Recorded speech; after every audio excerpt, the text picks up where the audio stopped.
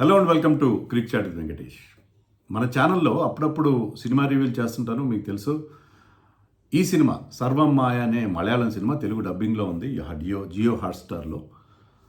ఈ సినిమా వచ్చి నెల రోజుల పైన అయింది. మీలో కొంతమంది చూసే ఉంటారు, ఎందుకంటే మంచి టాక్ వచ్చింది సినిమాకి, మంచి క్రిటికల్ ఎక్లెయిమ్ కూడా వచ్చింది. కానీ నేను ఇవాళే చూశాను ఈ సినిమాని. అందుకని చూసిన తర్వాత నాకు ఎంతగా నచ్చిందంటే ఇమీడియట్గా రివ్యూ చేయాలని డిసైడ్ అయ్యాను. నేను ఈ సినిమా లేట్ చేయడానికి 2 కారణాలు చూడడం. ఎంత మంచి రివ్యూస్ వచ్చి ఫేస్బుక్లో వాటిలో కూడా మంచి మంచి మేధావులు కూడా మంచి రివ్యూస్ పెట్టారు. ఆయన లేట్ చేయడానికి కారణం ఏంటంటే, ఒకటి, నేను వరల్డ్ కప్ హడావుడిలో ఉన్నాను.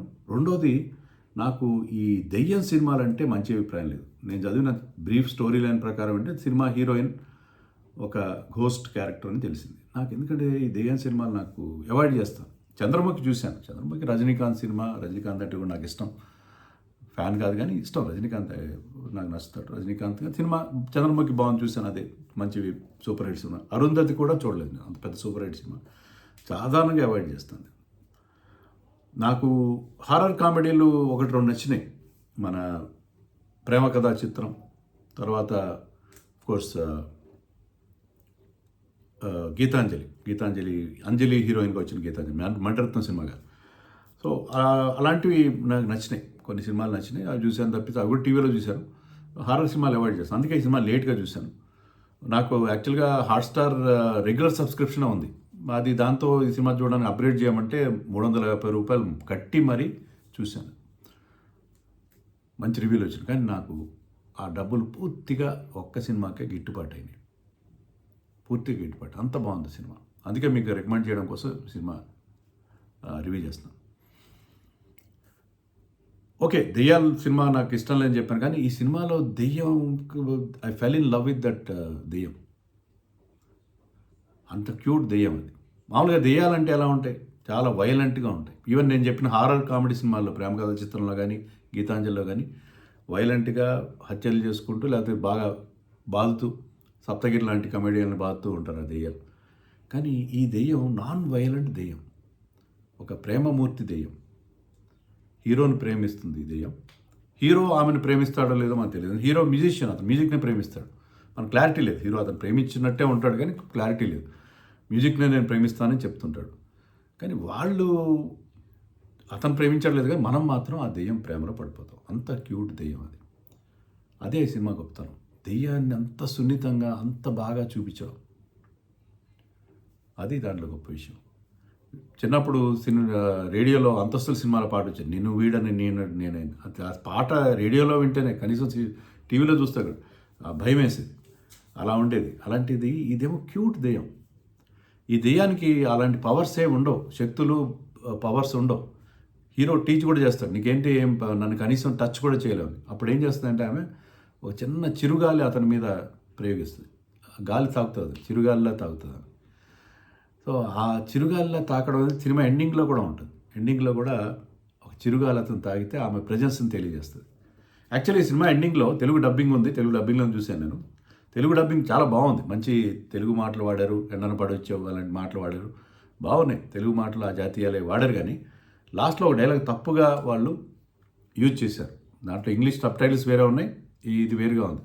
దానివల్ల సినిమా ఎండింగ్ మీకు కొంచెం గందరగోళంగా అనిపిస్తుంది. అదేంటో కూడా మీకు లాస్ట్లో నేను చెప్తాను. ముందుగా సినిమా కథ అంటే స్పాయిలర్ అలర్ట్. నేను మొత్తం స్టోరీ ఏం చెప్పను, బేసిక్గా చెప్తాను. ఏంటంటే సినిమా హీరో ఒక ఎలక్ట్రిక్ గిటార్ మ్యూజిషియన్. అతను మ్యూజిక్ని చాలా ప్రేమిస్తాడు. తండ్రితో గొడవపడి ఊరొదిలి వచ్చేస్తాడు. ఆర్కెస్ట్రా ట్రూప్లో ఉంటాడు. ఆ ట్రూప్ వాళ్ళు యూరోప్ టూర్కి వెళ్తుంటారు. ఇతనికి ఎందుకనో అక్కడ ప్లేస్ దొరకదు. సో అతను ఇంటికి వెళ్ళిపోవాల్సి, రూమ్ కూడా ఖాళీ చేస్తాడు. సో తండ్రి మీద అలిగి వచ్చేసినా సరే ఊరికి వెళ్ళిపోవాల్సి వస్తుంది. జేబులో డబ్బులు ఉండవు కాబట్టి అతను ఒక బ్రాహ్మణ కుటుంబం నుంచి వస్తాడు. నాస్తికుడు హీరో. మ్యూజిక్ని నమ్ముకుంటాడు. పౌరోహిత్యం చేస్తున్నారు వాళ్ళ ఫ్యామిలీ వాళ్ళు. వాళ్ళ అన్న అయితే విదేశాల్లో కూడా పౌరోహిత్యం చేసి బ్రహ్మాండంగా సంపాదిస్తుంటాడు. కానీ తనకి ఆ వృత్తి నచ్చదు. వాళ్ళ ఫ్యామిలీ అంతా కూడా పురోహితులే, పూజారులే. కానీ ఊరు వెళ్ళిపోయిన తర్వాత తన ఖర్చుల కోసం, పాకెట్ మనీ కోసం తన బావతో కలిసి అతను కూడా పౌరోహిత్యానికి వెళ్తాడు.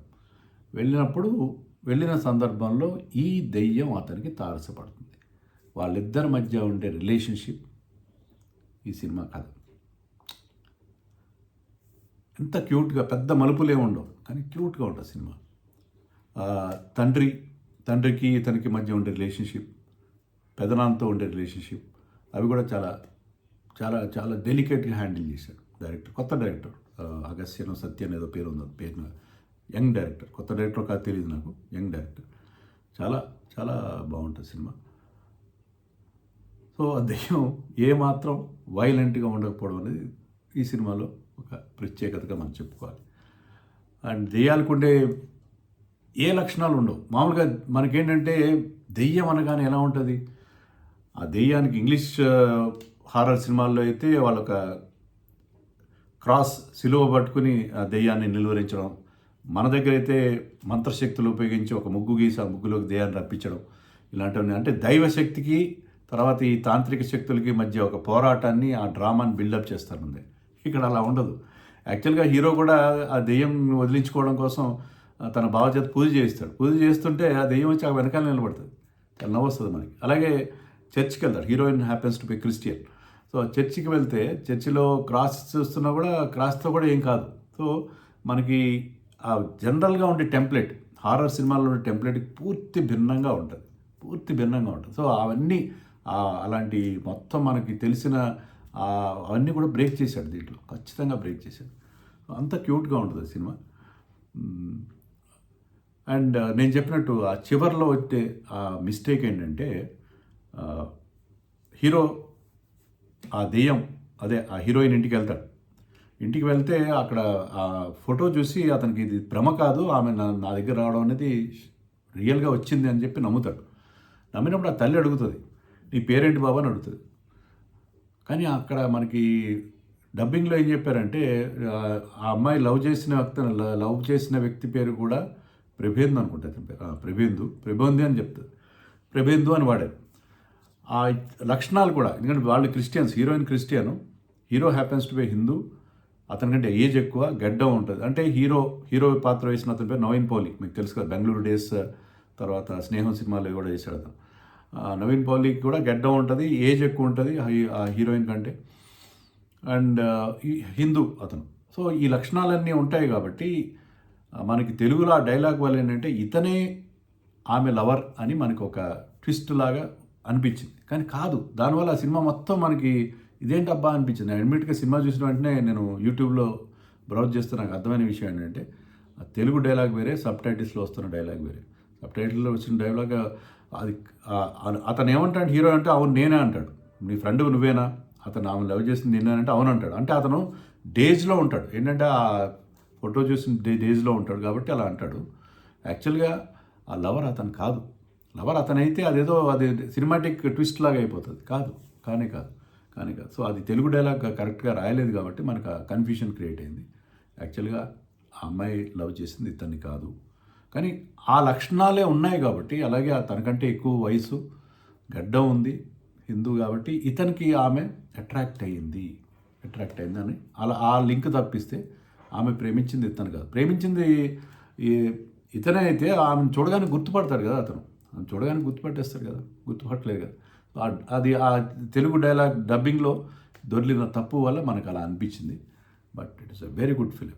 మనం ఇదే కాదు, మలయాళం సినిమాల్లో నవీన్ పౌలి గురించి నేను చెప్పాను. నవీన్ పౌలి ఒక్కడే కాదు, మనకి ఒకప్పుడు మమ్ముట్టి మోహన్లాలే మనకు తెలుసు. కానీ ఇటీవల మనం ఓటీటీ వచ్చిన తర్వాత కోవిడ్ టైం నుంచి మనం మలయాళం సినిమాలు విపరీతంగా చూసి మనకి ఎంతమంది పృథ్వీరాజ్ సుకుమారన్ కానీ, ఫజల్ అయినా అతని పేరు ఫాఫా అతను కానీ, తర్వాత టొవినో థామస్, బేసిల్ జోసెఫ్, ఇలాంటి మలయాళీ హీరోలు అందరూ మనకి చాలా బాగా తెలిసిపోయారు కదా. అలాగే బోల్డని మంచి మంచి సినిమాలు మలయాళంలో చూసిన నాకు ఇప్పటికి గుర్తుండే సినిమాలు, ఉల్లోలుక్కు అనే సినిమా అద్భుతంగా ఉంది, ఆ మధ్య వచ్చిన సినిమా. తర్వాత హోమ్, జనమైత్రి, నయ్యట్టు, ఇటీవల వచ్చిన సూక్ష్మదర్శిని, కిష్కింధకాండం, అయ్యప్పనం కోశ్యం ఏదో పేరు ఉంది కదా, అలాంటి ఇవన్నీ, డ్రైవింగ్ లైసెన్స్, మంచి మంచి మలయాళం సినిమాలు ఎప్పటికీ గుర్తుండిపోయింది. మంచి సినిమాలు తీస్తారు మలయాళంలో. అవే కాకుండా మీకు ఒకవేళ సినిమా కాస్త స్లోగా ఉంది, సినిమా అంత బాగోలేకపోయినా కూడా విజువల్గా ఎంత కళ్ళకి ఎంత ఐ ప్లీజింగ్గా ఉంటాయి అక్కడ విజువల్స్. ఆ కేరళ ఎంత అందంగా ఉంటుంది, ఆ అందమైన కేరళను చూస్తూ మీరు కళ్ళప్పగించి సినిమా చూసేయచ్చు, సినిమా బాగోకపోయినా. సో మలయాళం సినిమాలకి మనందరం కూడా ఆ ప్రేమలో పడిపోయాం. అలాగే మీరు ఈ సినిమా చూడండి, మీరు కూడా ఆ క్యూట్ దెయ్యం ప్రేమలో ఖచ్చితంగా పడిపోతారు. అందరూ బాగా చేశారు సినిమాలో.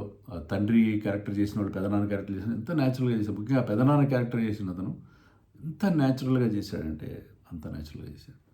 సినిమా చాలా చాలా బాగుంది. పెద్ద హిట్ అయిందని కూడా మనకి చాలా ఎక్కువ కలెక్షన్స్ వచ్చినా కూడా తెలుస్తుంది. నేను సినిమా ప్రమోషన్ చేయట్లేదు, నాకు నచ్చింది కాబట్టి మీరు కూడా చూస్తే బాగుంటుంది అని చెప్పి నేను ఐఎమ్ సజెస్టింగ్. జియో హాట్స్టార్లో ఉంది, వీలైతే చూసేయండి.